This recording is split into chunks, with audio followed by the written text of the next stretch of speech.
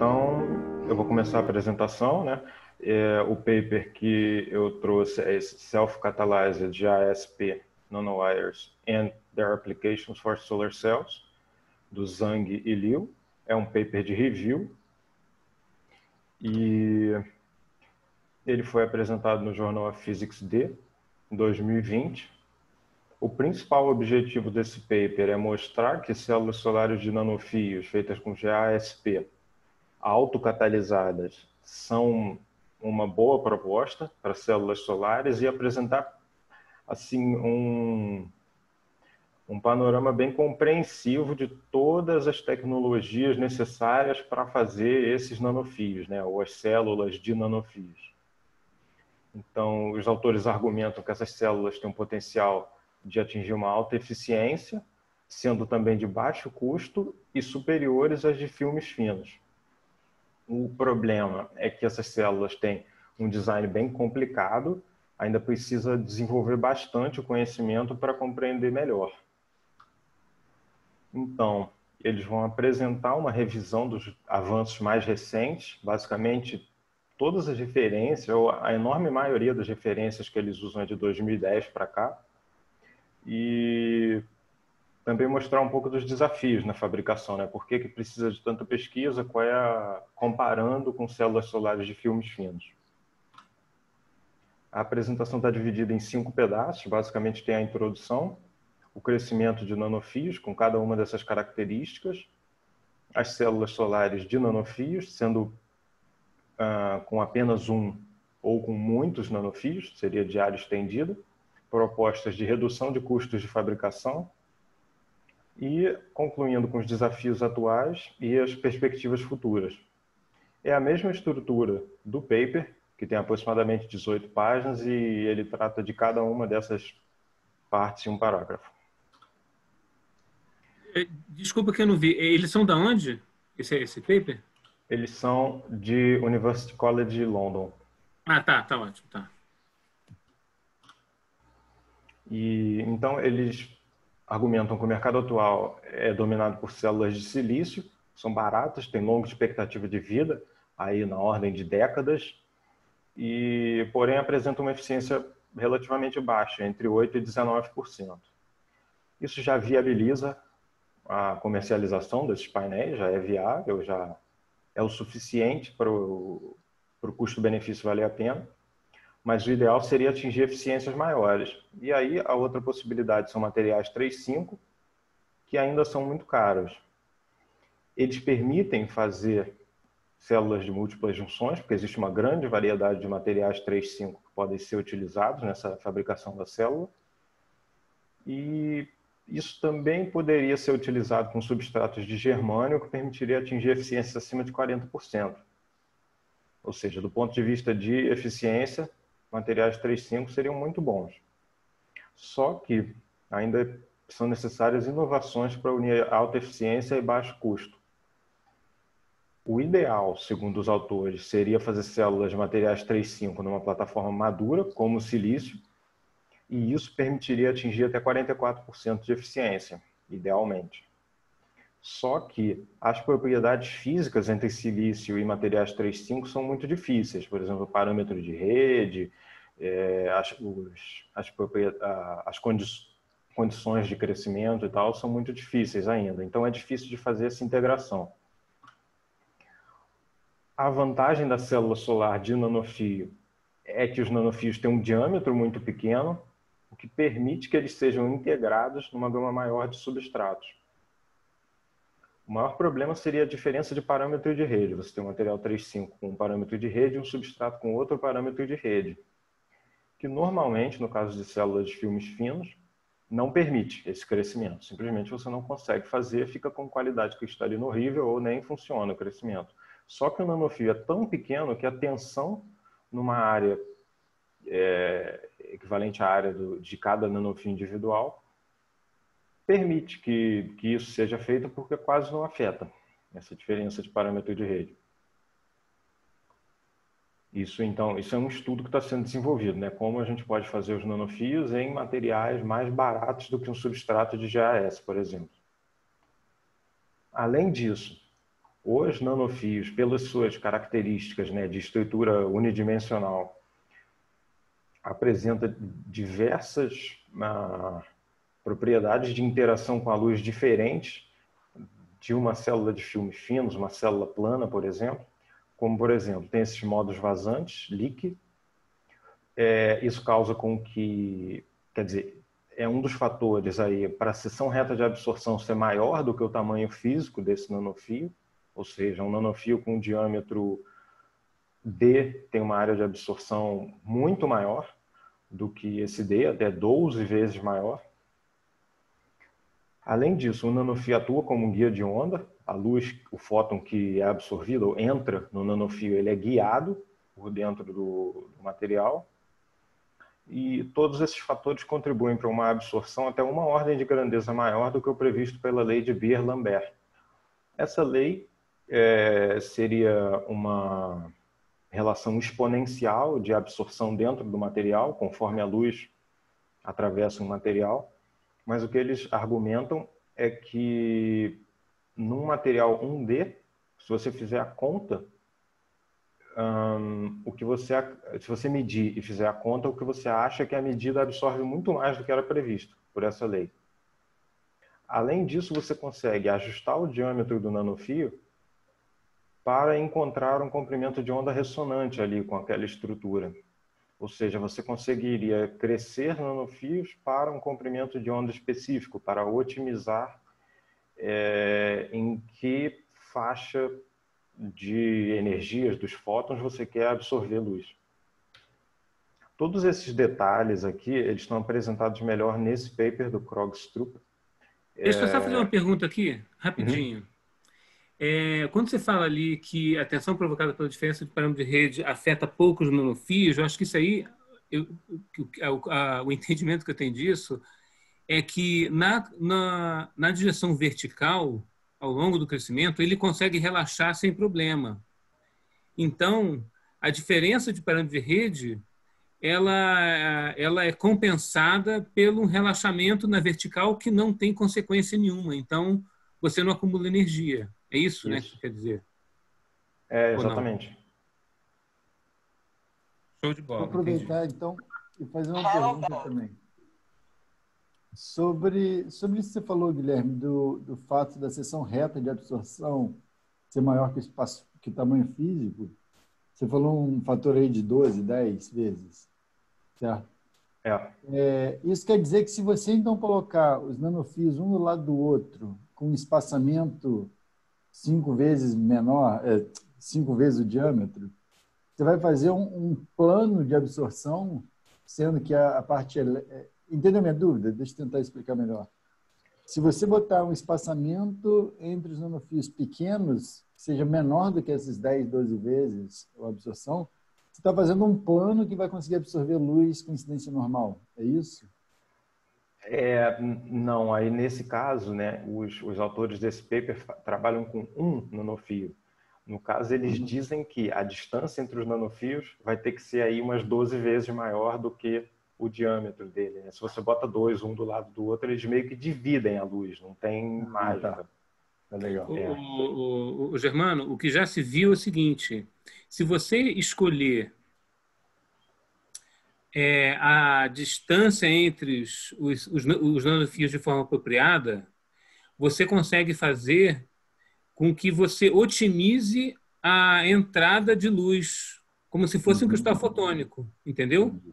Entendi. Então, você pode distribuir os nanofios de uma forma a minimizar a reflexão, por exemplo. Tá. Fazendo como é que é? É que nem você faz com... Mas a ideia é por interferência da luz, é isso que eu não entendi. Então. Você cria uma interferência construtiva que você absorve toda a luz e uma destrutiva na reflexão.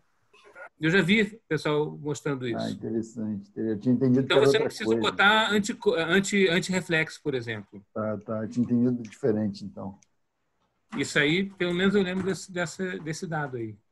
Interessante. Os autores argumentam exatamente isso, que células solares de filmes finos necessitam de uma camada reflexiva, antirreflexiva, né? O que pode ser um pouco complexo aí. Mas quando você tem uma floresta de nanofios, você tem meio que uma transição gradual do índice de refração, como se fosse uma camada antirreflexiva, justamente. E aqui, por exemplo, nessa imagem, é possível ver, por exemplo, um efeito de espalhamento que também contribui para isso. Quer dizer, a luz não bate com incidência normal e é refletida, ela bate e é espalhada um pouco.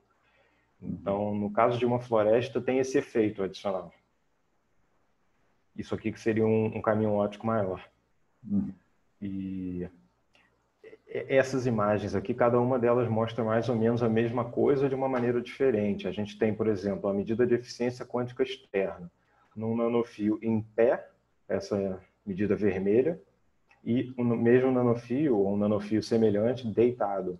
A eficiência quântica externa do nanofio na vertical é muito maior do que aquela no nanofio da vertical, na horizontal. Tem tudo a ver com isso, assim, dele conseguir absorver luz numa área muito maior do que a área do nanofio, porque isso aqui eles normalizam pela área projetada. Então, é um pouco como se você tivesse um concentrador. Oi? Mas como é que eles fazem para o nanofio ficar deitado? Eles quebram o nanofio e jogam luz? Como é que é isso? Não entendi. Eu acho que sim. Eles fazem de alguma outra maneira. montagem. É outra montagem diferente. É outra montagem, e aí eles têm que fazer contatos elétricos não no topo e no substrato, mas dois contatos um ao lado do outro, do nanofio. Tem E uma nem aqueles foto mais contatos adiante. que o nosso amiguinho fez, que o Renato fez. Exatamente. Eu acho que é do mesmo tipo. Tem um e-beam, né? Você faz uma máscara ali precisa, escolhe um nanofio. É um sistema para um nanofio só, né? Não é uma coisa em larga escala. Obviamente, eles têm que descontar todas as diferenças, né? Para poder ter uma medida absoluta que eles estão comparando aí. Eles têm que descontar essas diferenças e tentar ver o que é a função só da diferença de vertical e horizontal, né? Provavelmente. Aqui nesse gráfico da absorção em função do comprimento de onda, a gente consegue ver que o pico de absorção, essa região vermelha, para comprimentos de onda, digamos, entre 3 e 4 micrômetros, ocorre para nanofios com um diâmetro muito menor do que o comprimento de onda, ali entre, digamos assim, em torno de 4,4 micrômetros. Então, também tem a ver com essa propriedade de você poder otimizar a dimensão ou o diâmetro do seu nanofio de acordo com o comprimento de onda que você quer absorver mais na sua célula solar. Outra vantagem que também tem a ver com a reflexão, por exemplo, nesse gráfico da direita, a transmissão da luz por uma amostra com nanofios de 5 ou 2 microns é muito menor do que a transmissão por uma célula planar, o que seria um filme fino aqui, onde você deixa passar uma grande parte da luz. Então, a absorção dos nanofios é muito mais intensa. O que é esse retângulo? Desculpa, o que é esse quadrado em cima, laranja? Não sei, sinceramente, o autor não menciona isso. Uhum. Então, não sei. Parece ser a transmissão da luz, né? Joga a luz branca e o que sai do outro lado. E a superfície é uma visão de fotografia, talvez? Talvez seja, né? Pode ser estar passando mais vermelho nessa, com mais intensidade do que nessa. Ok, obrigado. Né? Apesar dessas vantagens todas, a eficiência das células nanofio ainda é inferior à de filmes finos. Até o que esse paper fala que não foi atingido nada maior do que 18%, porque os nanofios têm uma alta densidade de efeitos e ainda não tem um mecanismo de dopagem mal compreendido ainda, esse mecanismo. Outras vantagens, né? Eles dizem que os nanofios de GaAsP são promissores porque podem ser crescidos no modo autocatalisado, depois eu vou falar um pouco mais por quê. E eles abrangem uma larga faixa de gaps, indo ali de 550, o verde, até o infravermelho, 860 nanômetros, que você pode ajustar isso para otimizar a sua célula solar, até, por exemplo, em tandem com silício. o que formaria uma célula de 44% de eficiência com o GaAsP com um gap de 1,7 eletronvolt, silício 1,1 mesmo. Agora passando para a parte mais específica do crescimento, que eles falam muito no paper. Você tem basicamente duas estruturas de nanofio, a axial, onde cresce a junção, digamos assim, por exemplo, a junção PN é feita na vertical, ou a radial núcleo casco, onde a junção PN é feita no raio do nanofio. Você cresce primeiro essa parte do meio, depois cresce as outras duas partes em volta. É um crescimento feito no modo vapor líquido sólido, onde você utiliza gotículas ou partículas catalisadoras. E aí, o que eles chamam de autocatalisado, no título do paper, é porque usa o mesmo material do substrato ou do nanofio. Ou seja, você usa um substrato de GaAs, uma partícula de galho, para formar isso, em vez de usar uma partícula de ouro, que seria a catalisação para um metal diferente. Mas o ouro ainda é o metal mais utilizado, e o problema que ele causa é que ele pode ser incorporado em nanofios de GaAs e NaS, causando uma dopagem relativamente alta, de 10 a 17 até 10 a 18. Com essa incorporação, né, a performance do dispositivo é reduzida, porque você forma estados no meio do gap, diminui o tempo de vida dos portadores, piora a luminescência, além de degradar a morfologia dos nanofios, tipo núcleo casca. Depois eu vou mostrar mais em detalhe, mas não fica bonitinho, assim, como se esperaria. Um nanofio, ele fica deformado ou tem outros problemas de morfologia. Usando uma partícula catalisadora do grupo 3, o galho, por exemplo, tem que ser um material com baixo ponto de fusão e alto ponto de ebulição, porque você quer que ele se mantenha no estado líquido durante o crescimento. E evita a contaminação, porque é o mesmo material. Agora, esse substrato precisa ser processado para criar um padrão de furos nanométricos, ou pinholes ali. Esses furos são criados no substrato com uma máscara de óxido nitreto de silício. Nesse substrato já preparado, primeiro é depositado o galho, formando uma gotícula de galho. Depois são inseridos os materiais do grupo 5, no caso fósforo ou arsênio, e ocorre o crescimento desse nanofio, passando por toda aquela fase, vapor, líquido, sólido. Ou seja, vem os materiais em um reator, por exemplo, MBE ou MOVPE, eles se incorporam na partícula de galho, passando pela fase líquida e se solidificam formando o nanofio. Depois que foi depositado esse núcleo, você fez o nanofio com o núcleo do tamanho desejado, é removido o fluxo de galho, fica só o fluxo de fósforo e arsênio. A partícula catalisadora de galho vai ser consumida, ou seja, ela vai formar GaAsP com esses materiais. Depois disso, quando ocorre o consumo dessa partícula, né, pode ocorrer o crescimento da casca, que aí já não é vapor líquido sólido, porque você já não tem a partícula líquida. Você vai do vapor para o sólido direto. O gás que você está introduzindo no seu reator vai formar essa casca de maneira relativamente uniforme em volta do nanofio. Para baratear essa fabricação, quer dizer, você tem a preparação do substrato, né? Então, a preparação do substrato envolve a fabricação daqueles buracos para depositar as gotículas, mas para baratear é preferível a utilização de substratos de silício. E aí, eu falei que era necessário o padrão, mas pode ser sem o padrão de furos também. O problema é que, sem essa camada padronizada, o crescimento ocorre aleatoriamente. Você vai ter nanofios aleatoriamente distribuídos sobre o substrato, o que diminui a uniformidade. O ideal é que você consiga nanofios altamente uniformes, como esses aqui mostrados na imagem. Esse é um paper do mesmo autor do paper de review que eu estou apresentando, onde ele mostra que conseguiu crescer nanofios de GaAsP sobre silício padronizado e depois fez o crescimento da casca.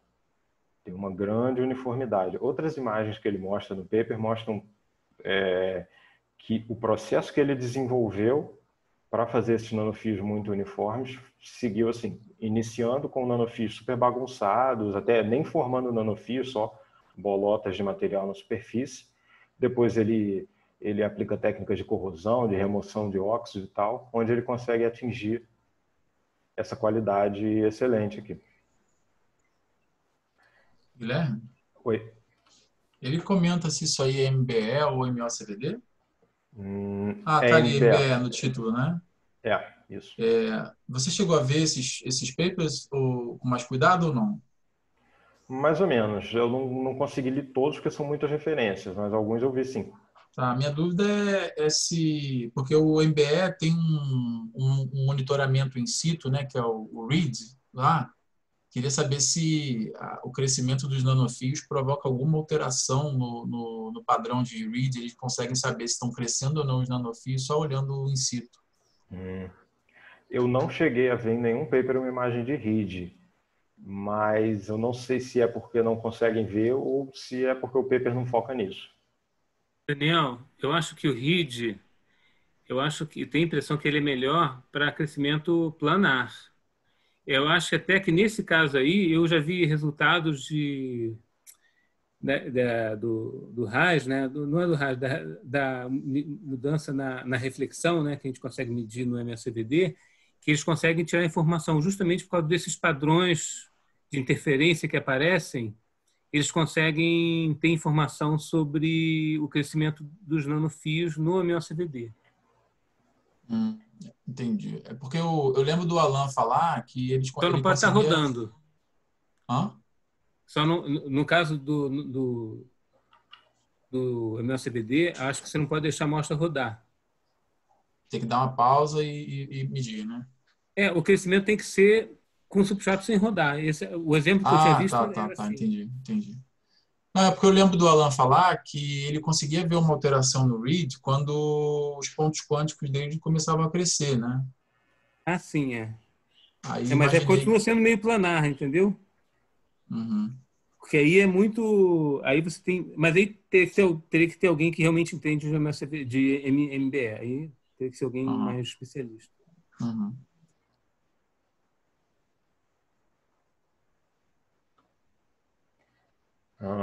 Bom, e aí ainda falando da uniformidade, né? Agora, como controlar a uniformidade? Por que é importante? Eles argumentam que é essencial para atingir dispositivos de alta eficiência e o crescimento dos nanofios autocatalisados ele vai ser governado pela dimensão das gotículas do catalisador. Ocorre esse efeito Gibbs-Thomson, onde gotículas menores apresentam maior pressão de vapor. A consequência disso é que gotículas maiores formam nanofios mais longos. Então, se você tem gotículas de tamanhos diferentes, como nesse exemplo aqui, você vai ter, consequentemente, nanofios de comprimentos diferentes. Aqui a gente consegue ver que existem nanofios bem baixos e nanofios bem longos. Mas, Guilherme, pode fazer uma pergunta? Sim, claro. No caso, você falou, se a gotícula for maior, não vai aumentar o diâmetro dele? Vai aumentar o comprimento? É isso mesmo que ele comenta? Não fala do diâmetro? Aumenta o diâmetro também, mas eu acho que a razão de aspecto é tão longo em relação ao diâmetro que não sei se é tão significativo assim. Mas sim, se você muda o diâmetro da partícula, muda o diâmetro do nanofio. Ok. Obrigada. Nada. Então, se as partículas são mais uniformes, você vê aqui nessa imagem que eles têm mais ou menos todos o mesmo comprimento, o que também está compreendido nesse gráfico aqui. O controle da uniformidade, ou seja, o comprimento do nanofio, o controle do comprimento depende muito do controle do diâmetro. Se você não tem muita precisão no seu crescimento, mas as gotículas são grandes, os nanofios vão ter uma distribuição mais uniforme de comprimentos. Enquanto com a mesma, digamos assim, a mesma imprecisão no diâmetro da gotícula, mas elas são muito menores, tem uma variação muito maior no comprimento do nanofio.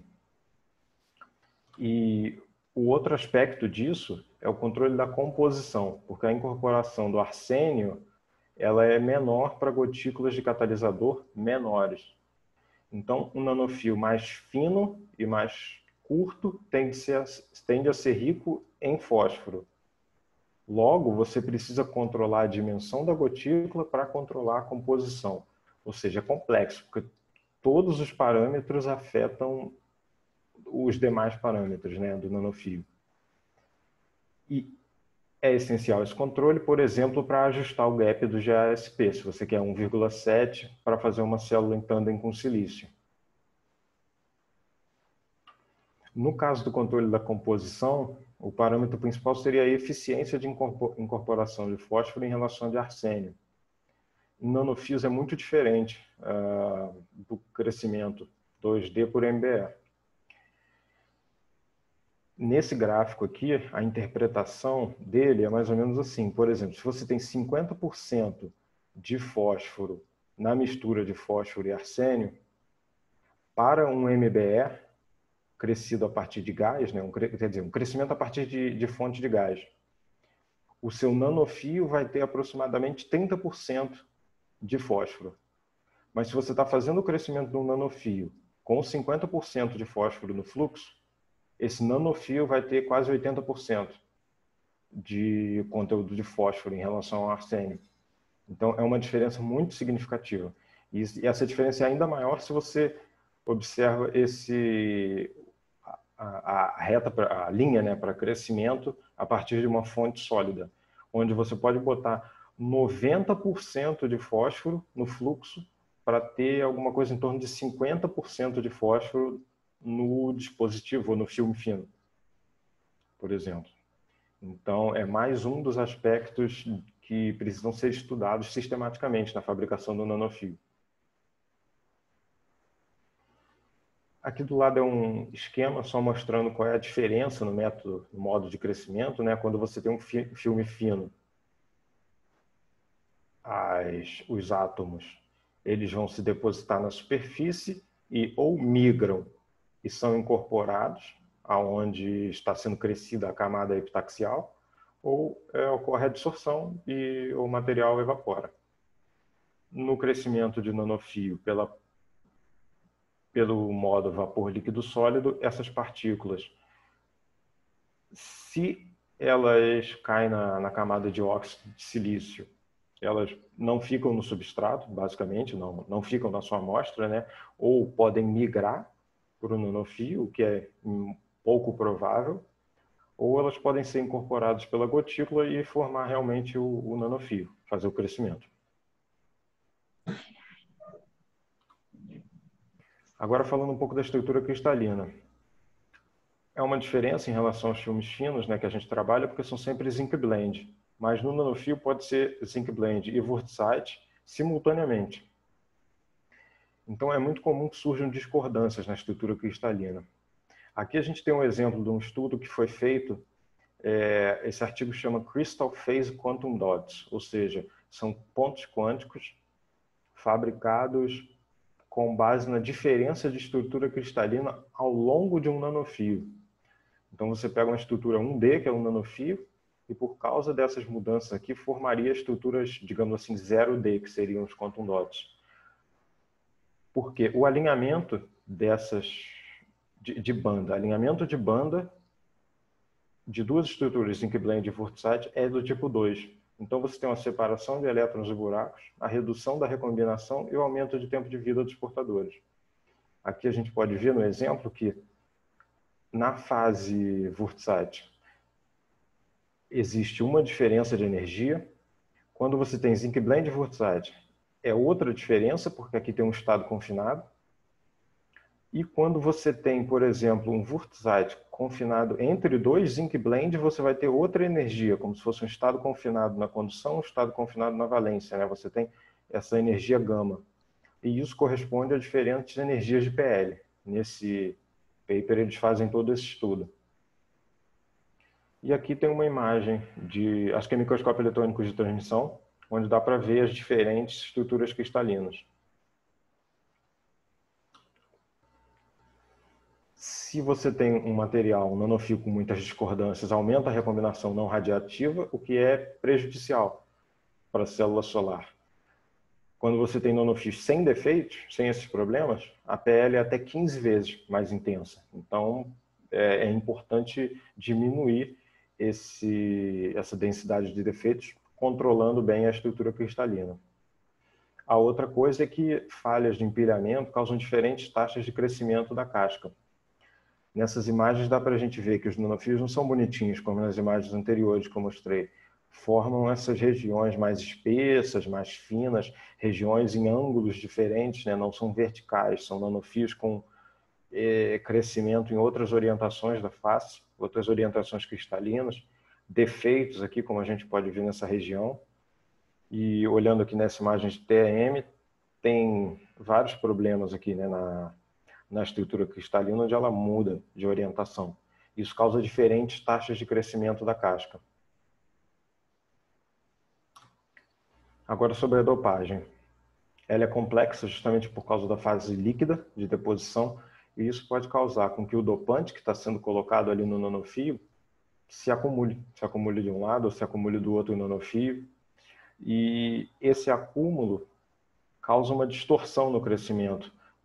Inicialmente você tinha uma gotícula centrada, fazendo o nanofio crescer verticalmente. Essa gotícula ela muda de posição por causa da introdução do dopante, berílio nesse caso, formando um nanofio deformado, né? Um problema assim que ocorre o crescimento numa direção que não era desejada. Nesse estudo, eles mostram exatamente isso, que o objetivo desse estudo foi melhorar essa dopagem. Então, eles mostram aqui um nanofio que a dopagem é uniforme ao longo do nanofio, de 0 a aproximadamente 900 nanômetros de comprimento. Você tem pouca variação na dopagem. E, olhando a seção reta, existe alguma concentração, né? Ou seja, você tem dopante nessas áreas pontilhadas e não tem dopante nas áreas brancas. Porém, os autores dizem que isso não é muito significativo. Só tem que tomar cuidado para não ocorrer isso aqui, né? Encontrar as condições ideais para não ocorrer essa deformação. Agora a junção P e N, né? Ela é a estrutura central da célula solar. É responsável por separar e coletar os portadores fotogerados. E os portadores que estão afastados da região de depleção não contribuem para a corrente da célula solar. Isso pode ser um problema em células muito espessas. E a vantagem do nanofio nesse tipo, especificamente o nanofio do tipo núcleo casca, esse da direita, é que os portadores estão muito mais próximos da região de depleção. Isso causaria um aumento da eficiência quântica, aumentaria a área de junção, da junção P e N, e também reduziria a necessidade de uma qualidade cristalina alta, ou perfeita, que é o objetivo a se atingir em células de filmes finos, por exemplo. O controle de defeito tem que ser muito rigoroso, né?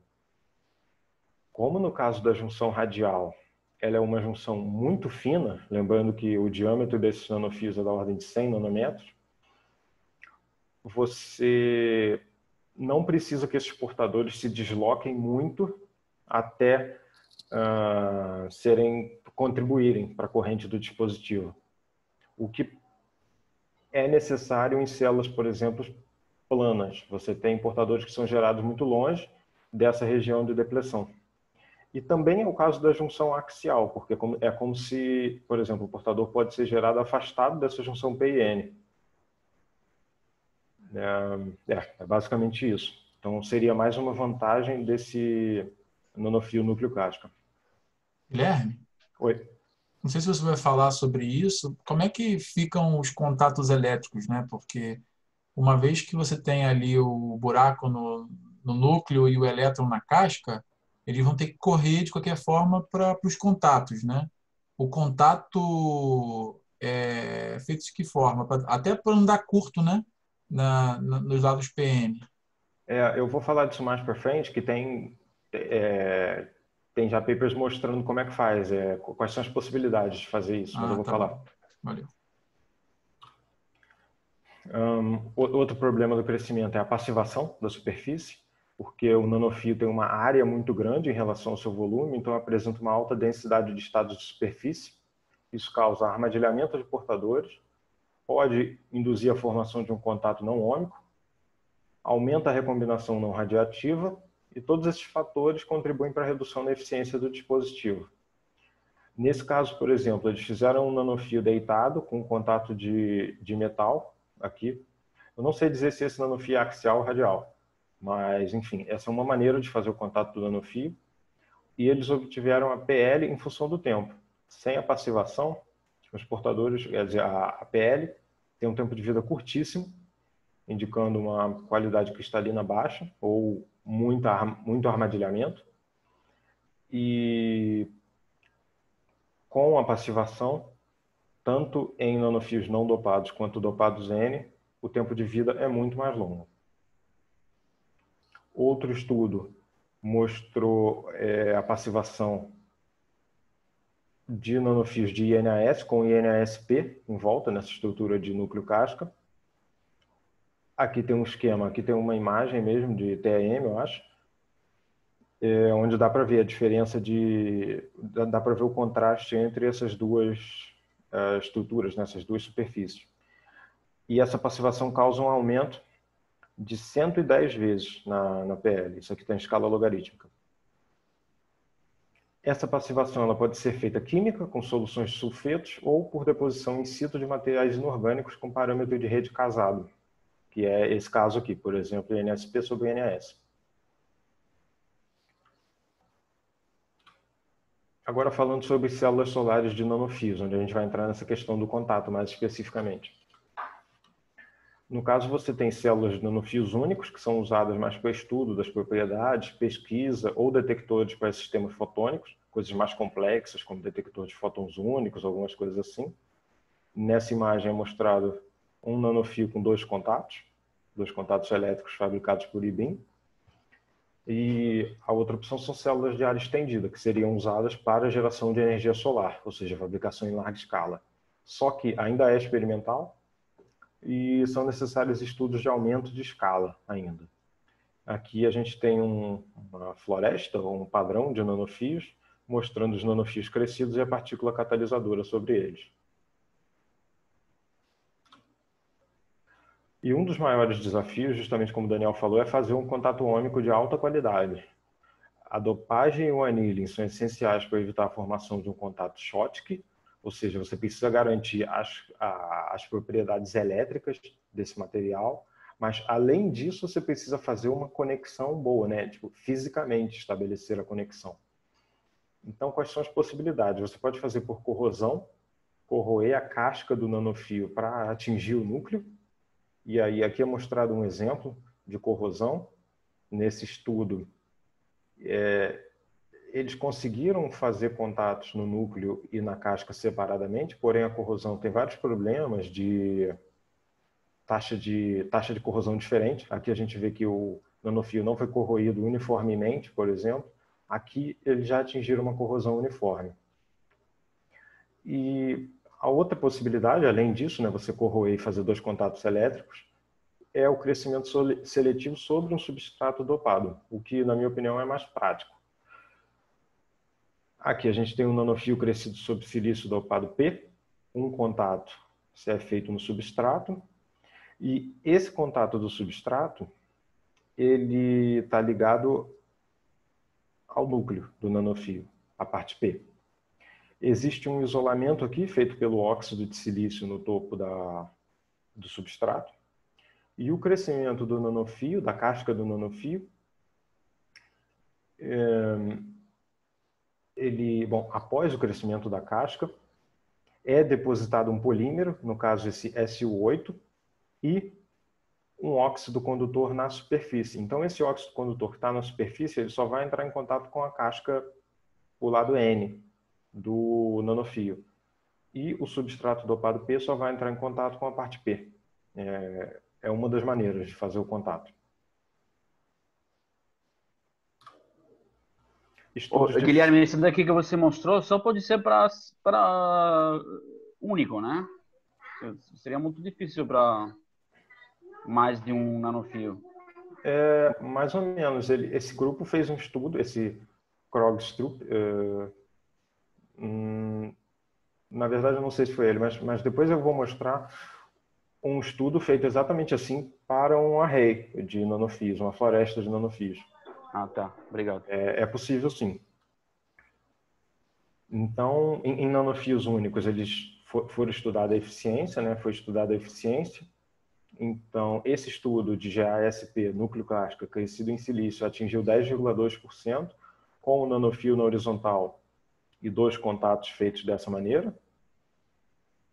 Contatos feitos por IBIM, com deposição de metal. Quer dizer, aqui foi feita a corrosão para atingir o núcleo do nanofio. E obtiveram essa curva I de V.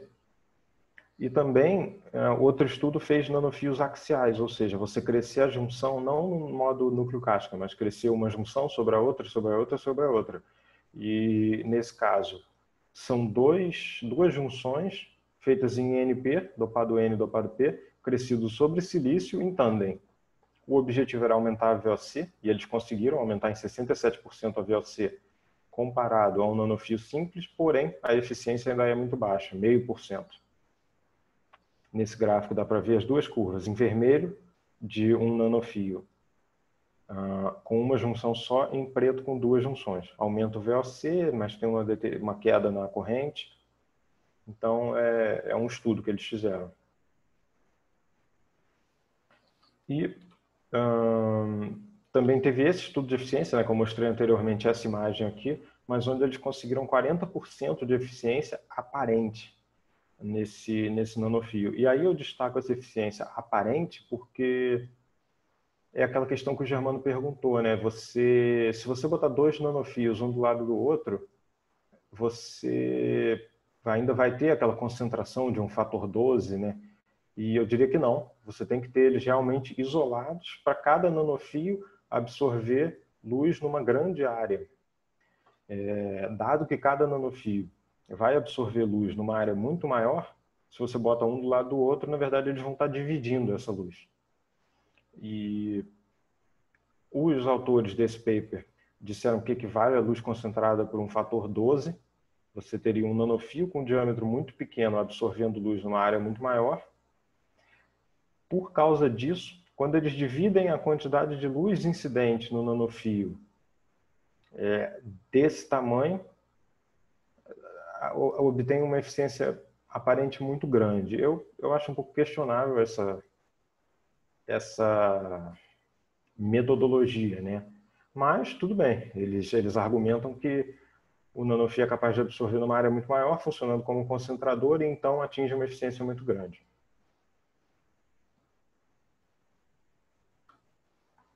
Agora, para fabricar células solares de área estendida, que o Roberto tinha perguntado.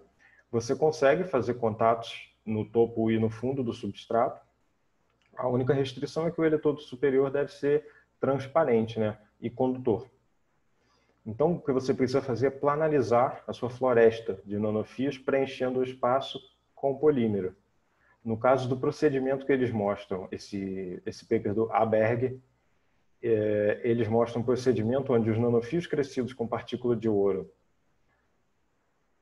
tem um polímero chamado... Primeiro tem o crescimento de uma camada de óxido de silício em volta do nanofio. Depois eles depositam esse ciclotene, que é um polímero, por spin coating. Então preenche tudo, né? Todo o espaço entre os nanofios é preenchido. Depois eles corroem, fazem a remoção do ouro e do óxido de silício e depositam quer dizer, removem o óxido de silício só no topo dos nanofios e conseguem depositar um óxido condutor transparente, como um ito, por exemplo. Sobre esse óxido, eles depositam um contato de ouro para fazer os contatos elétricos e medir a célula. Então, é esse resultado mostrado aqui na direita em cima, onde nanofios de GaAs crescidos no substrato com padrão de partículas de ouro atingem uma eficiência de 15,3%.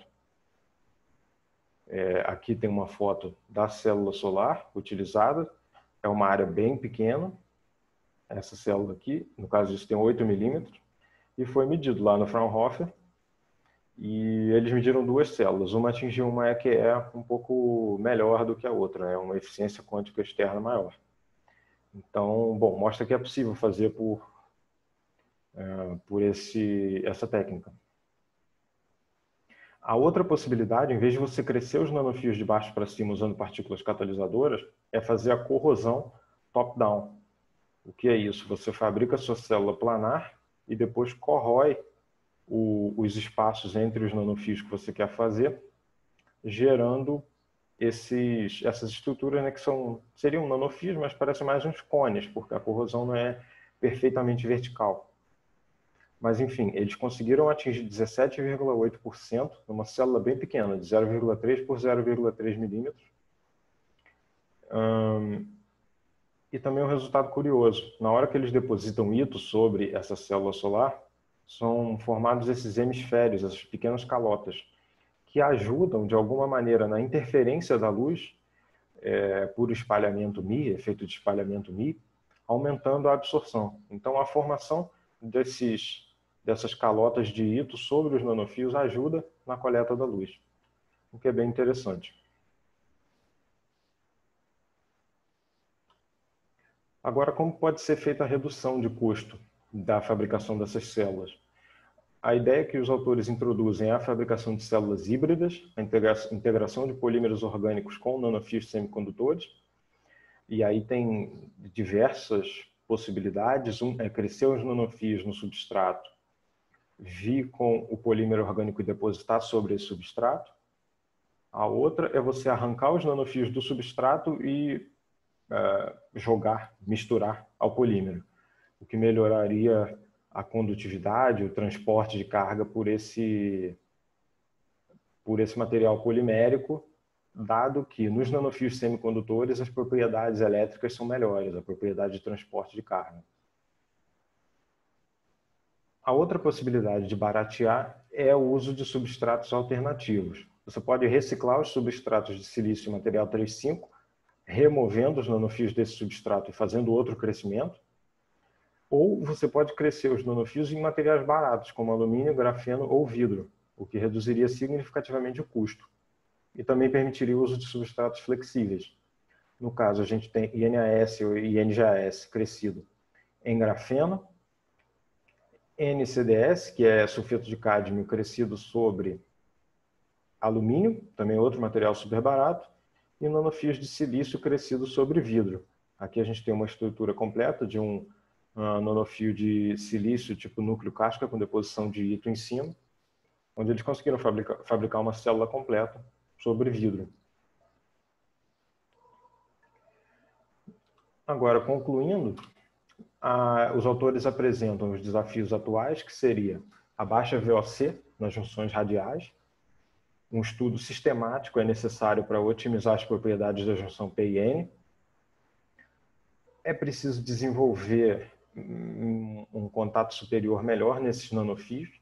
Se os materiais utilizados forem mais transparentes, se tiverem uma resistência mais baixa, vai ser melhor para a fabricação de células solares. As dimensões e a periodicidade da rede precisam ser otimizadas. Aí você tem que otimizar também para estruturas tandem. Se você tem duas células em tandem, talvez mude a distância entre os nanofios de acordo com o comprimento de onda que é absorvido por cada material, a energia da luz. É necessário fazer um estudo quantitativo da qualidade de passivação para entender como é que funciona melhor, para entender como pode ser melhorada essa passivação. Os estudos atuais são assim, você faz a passivação, completa a fabricação da célula e aí vê se melhorou a eficiência ou não. A ideia dos autores é que você pudesse fazer a passivação, ver se uma passivação é melhor do que a outra, sem chegar na parte de medir propriedades elétricas e eficiência da célula. Ou seja, seriam estudos mais avançados dessa passivação. E integrar as recentes inovações em crescimento e fabricação. Eles dizem que existem muitos grupos trabalhando em frontes diferentes, um trabalhando no crescimento, outro trabalhando no processamento, outro trabalhando na propriedade óptica, mas se tudo isso fosse integrado, talvez fosse possível atingir eficiências maiores mais rápido. E, finalmente, concluindo, é uma área de pesquisa que atrai muitos pesquisadores, porque a expectativa é de uma alta eficiência para essas células solares e baixo custo, o que é o ideal, né, desse campo de pesquisa, mas que ainda precisa amadurecer bastante.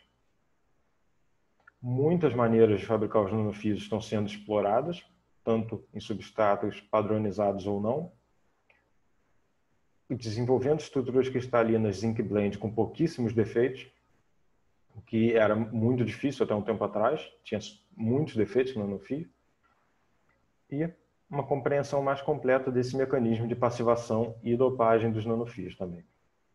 Até agora foi atingida a eficiência um pouco maior do que 10% em nanofios únicos e 17% em células solares de área estendida, que ainda está muito abaixo daquelas atingidas por células solares de filmes finos.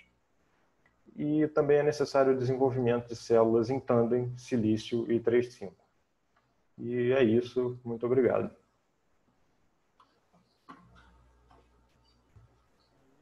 Foi muito bom, viu? Gostei muito. Foi muito legal, muito legal. Gente, cada vez que eu vejo esse assunto, cara, é uma pena que isso precise tanto de microscopia, cara, porque... Compre um microscópio, Maurício. Puta que pariu, cara. A precisa gente de um tem tudo pra TM gente no fazer... laboratório, Maurício. Não, na realidade, olha só, ele mostrou pouca coisa de TM, viu? Ele mostrou muito SM. É verdade. TM é só quando você quer realmente saber. Ó, isso aí é SM. Isso aí a gente, a princípio, tem mais ou menos fácil, né? Isso não é muito complicado. MEV é mais fácil. Não, MEV é mais fácil. Agora, TM, porra, é uma merda, cara. Roberto, a gente tinha que fazer essas coisas lá no LabCem, Roberto. A gente tem pessoas, a gente tem interesse, a gente trabalha célula solar. Nossa, é muito interessante, mas é como você fala, quando eu comecei assim, a coisa mais que deu mais dificuldade